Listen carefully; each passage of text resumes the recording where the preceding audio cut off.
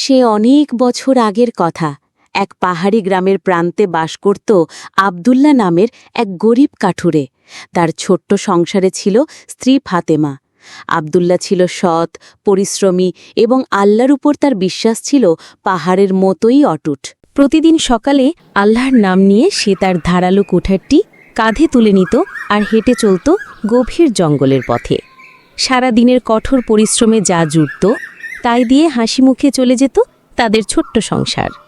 তারা অল্পে তুষ্ট ছিল এবং প্রতিটি নিয়ামতের জন্য আল্লাহর কাছে শুকরিয়া আদায় করত। কিন্তু একবার সেই গ্রামে নেমে এলো এক ভয়ঙ্কর দুর্যোগ। বর্ষাকালে শুরু হলো অবিরাম ঝড় বৃষ্টি। টানা ৭ দিন ধরে আকাশ যেন ভেঙে পড়ছিল। চারদিকের পথঘাট বন্যার পানিতে ডুবে গেল। আবদুল্লার পক্ষে ঘর থেকে বের হওয়াই অসম্ভব হয়ে পড়ল। দেখতে দেখতে ঘরে জমানো খাবার প্রায় শেষ হয়ে এলো। চতুর্থ দিনে ফাতেমার মনটা কেঁদে উঠল। ঘরে তো চাল ডাল প্রায় সবই শেষ, আর একবেলার মতো খাবার আছে। এই বৃষ্টি না থামলে আমাদের কি হবে? আমরা কি না খেয়ে মারা যাব? ফাতেমা, ভয় পেও না। যিনি আমাদের সৃষ্টি করেছেন তিনি আমাদের রিজিকের ব্যবস্থাও করবেন। এতদিন যিনি আমাদের খাইয়েছেন তিনি নিশ্চয়ই সামনে আমাদের জন্য কোনো উত্তম ব্যবস্থা করে রেখেছেন। আমাদের ভরসা আল্লাহর ওপর, কোনো মানুষের ওপর নয়। এই বলে আবদুল্লাহ অজু করে ঘরের এক কোণে নামাজে দাঁড়িয়ে গেল।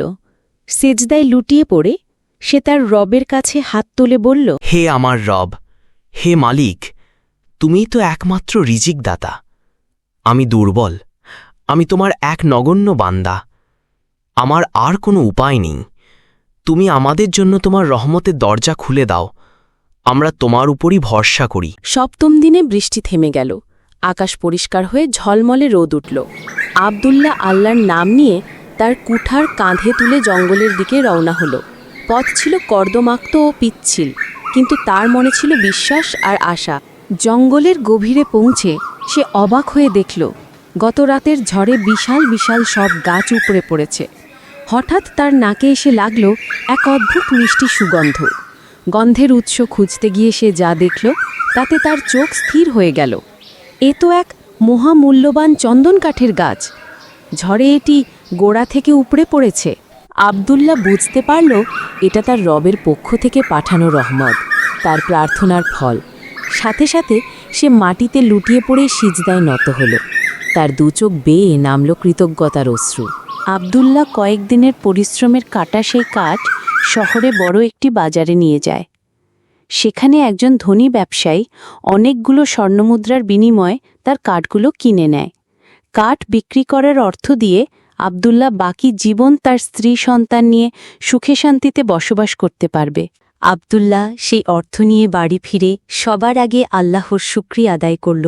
সে তার প্রতিবেশীদের এবং গ্রামের গরিব দুঃখীদের মাঝে সেই অর্থের একটি বড় অংশ বিলিয়ে দিল। তার ঘরে আবার ফিরে এলো হাসি আর শান্তি। এই গল্প আমাদের শেখায়, পরিস্থিতি যতই কঠিন হোক, ভরসা রাখতে হবে একমাত্র আল্লাহর উপর। তিনিই পরীক্ষা করেন, আবার তিনিই পুরস্কার দেন। নিশ্চয়ই কষ্টের সাথেই আছে স্বস্তি।